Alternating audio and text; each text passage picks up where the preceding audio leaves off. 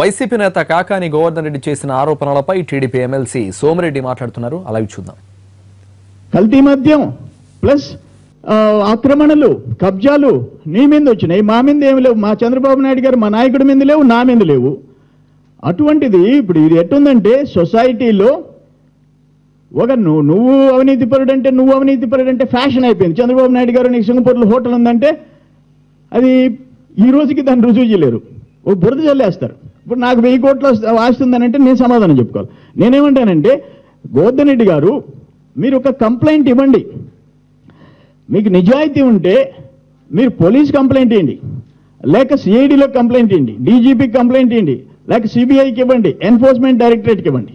నేను సమాధానం చెప్పుకునేదానికి వాళ్ళకి ఇస్తా. నేను ఒక అథారిటీకి మీరు కంప్లైంట్ ఇస్తే వాళ్ళకి నేను సమాధానం చెప్పాలా?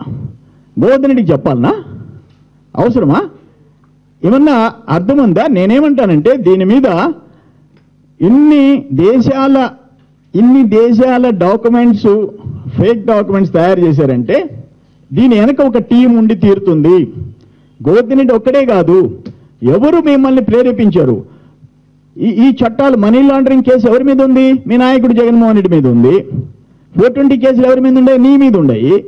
ఎవరు సలహా ఇస్తే ఎవరి బ్యాక్గ్రౌండ్తో చేస్తున్నారు? మేమంటే ఎక్కడైనా జగన్మోహన్ రెడ్డి అవినీతి గురించి, జగన్మోహన్ రెడ్డి మీద కేసుల గురించి, జగన్మోహన్ రెడ్డి రాజకీయ ప్రవర్తన గురించి అపోజిషన్లో మేము ఉన్నప్పుడు మాట్లాడాం, ఈరోజు మాట్లాడతాం, రాజశేఖర రెడ్డి గారి మీద మాట్లాడాం. కానీ మేమేదో మిమ్మల్ని అటాక్ చేస్తాం, రాజకీయంగా మేము మిమ్మల్ని ఎదుర్కొంటున్నామని చెప్పి మీరు కుట్ర చేసి ఓ పాలిటీషియన్స్ని అవినీతి ముద్ర వేయాలని చెప్పేసి మీరు ప్రయత్నం చేస్తున్నారు.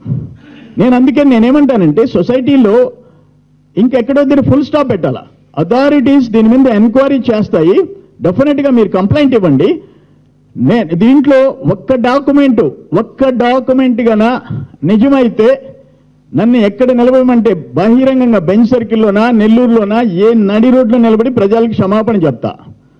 లేకపోతే ఇవి ఫేక్ డాక్యుమెంట్స్ అని రుజువైతే మీరేం చేస్తారు? గోవర్ధన్ రెడ్డి నువ్వేం సమాధానం చెప్తావు ప్రజలకి?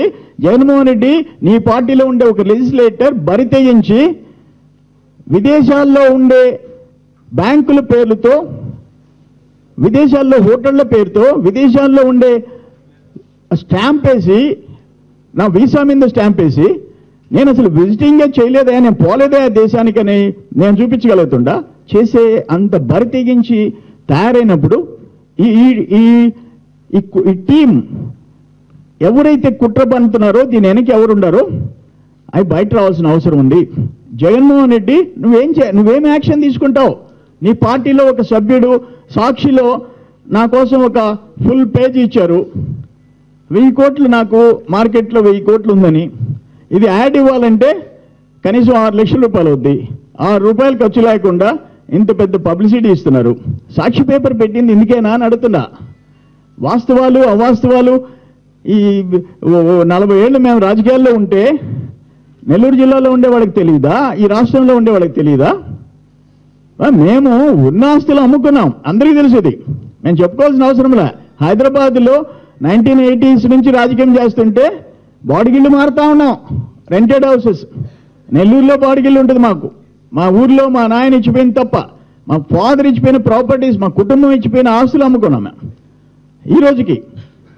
కానీ ఇంత అన్యాయంగా, ఇంత క్రూరంగా నేను, నా వైఫ్, నా భార్య పేరు నువ్వు పత్రికలకు ఎక్కిస్తావా? నా కుమారుడు, వాళ్ళందరూ నా బాధితులు, వాళ్ళు, నా కుటుంబం నా బాధితులు వాళ్ళు. నేను ఇచ్చిపోయిన వాళ్ళ తాతలు ఇచ్చిపోయిన ఆస్తులు అమ్మినవాడే నేను.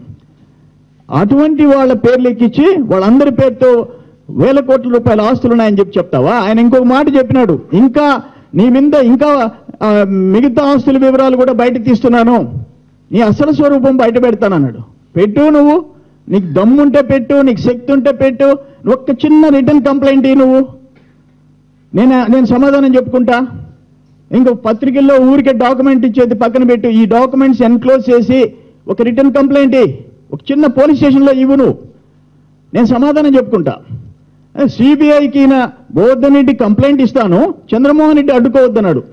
సిబిఐకి నువ్వు కంప్లైంట్ జగన్మోహన్ రెడ్డి తరఫు నుండే వైకాపా ఎంపీలందరినీ డైరెక్టర్ సిబిఐ దగ్గరికి పంపించు, ఈ ఎన్ఫోర్స్మెంట్ డైరెక్టరేట్ దగ్గరికి పంపించు, రిటర్న్ కంప్లైంట్ ఇచ్చిరండి. ఈ డాక్యుమెంట్స్ ఎన్క్లోజ్ చేసి నీకేమాత్రం నిజాయితీ ఉంటే జగన్మోహన్ రెడ్డి గారు నీ ఎమ్మెల్యే, నీ జిల్లాలో ఒక పార్టీ అధ్యక్షుడు, నీ పార్టీ అధ్యక్షుడు, నెల్లూరు జిల్లాకి వైకాపా అధ్యక్షుడు గోవర్ధన్ రెడ్డి ఇచ్చిన దాని మీద నీ ఎంపీల్ని, ఢిల్లీలో ఉండే మీ ఎంపీల్ని ఎన్ఫోర్స్మెంట్ డైరెక్టరేట్ దగ్గరికి ఇవి ఎన్క్లోజ్ చేసి చంద్రమోహన్ రెడ్డి కుటుంబం 1000 కోట్ల ఆస్తులు లావాదేవీలు అక్రమంగా జరిపింది, వీటి మీద ఎంక్వైరీ చేయించమని చెప్పి నీ ఎంపీలను పంపించు, సిబిఐ డైరెక్టర్ దగ్గరికి పంపించు, ఇక్కడ ఉండే డీజీపీ దగ్గరికి పంపించు.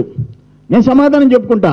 మీకు కన్సెంట్ కావాలంటే సిబిఐకి నేను ఒక కవరింగ్ లెటర్ పెట్టి అయ్యా దీని మీద ఎంక్వైరీ చేయించండి అని మీరు అడిగితే, మీరు సిబిఐ కంప్లైంట్ ఇచ్చిన తర్వాత నా కన్సెంట్, ఆయన ఏమన్నావు నువ్వు సిబిఐని అడ్డుకోబాకన్నావు, అడ్డుకోను, నేను నా కన్సెంట్ లెటర్ ఇస్తా, వైఎస్ఐ సిబిఐ ఎంక్వైరీ చేయించండి, లేదా సిఐడి ఎంక్వైరీ చేయించండి, ఏదో ఒకటి చేయించండి.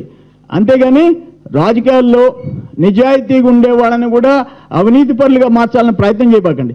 ఈ సెక్షన్స్ ఏవైతే నువ్వు వాడేవో అవన్నీ జగన్మోహన్ రెడ్డి మీద ఉన్నాయి, విజయసాయి రెడ్డి మీద ఉన్నాయి, నీ మీద ఉన్నాయి, మా మీద లేవు, మా బాస్ మీద లేవు, నా మీద లేవు. మమ్మల్ని నిద్ర లేస్తే చంద్రబాబు నాయుడు గారిని కేసులు పెట్టి ఎట్టా అవినీతి కేసుల్లో అవినీతి పరుడుగా చిత్రీకరించాలా, చంద్రమోహన్ రెడ్డిని ఏ విధంగా చేయాలా, తెలుగుదేశం పార్టీని ఎట్ట బదనాం చేయాలా, రాష్ట్రంలో కోట్లకు పోసేసి అభివృద్ధి సంక్షేమం ఎట్లా ఆపాలా, నిద్రలేసి డిస్ట్రక్టివ్ పార్టీగా మారిపోయింది వైకాపా. ఒక అభివృద్ధిని ఆటంకం పరిచే పార్టీగా మారిపోయింది, అభివృద్ధి నిరోధక పార్టీగా మారిపోయింది, అభివృద్ధి సంక్షేమ వ్యతిరేక పార్టీగా మారిపోయింది. మిమ్మల్ని రోజుకొకసారి కోట్లల్లో మీకు చివాట్లు పెడుతుంటే విజయసాయి రెడ్డి 10 రోజుల క్రితం హైకోర్టులో పిటిషన్ వేశాడు. ఏమని? సిబిఐ కోర్టు మా అవినీతి కేసు, జగన్మోహన్ రెడ్డి మా అవినీతి కేసు వారానికి ఒకసారి బోన్లో నిలబెడుతుంది, మాకు ఇబ్బంది అవుతుంది.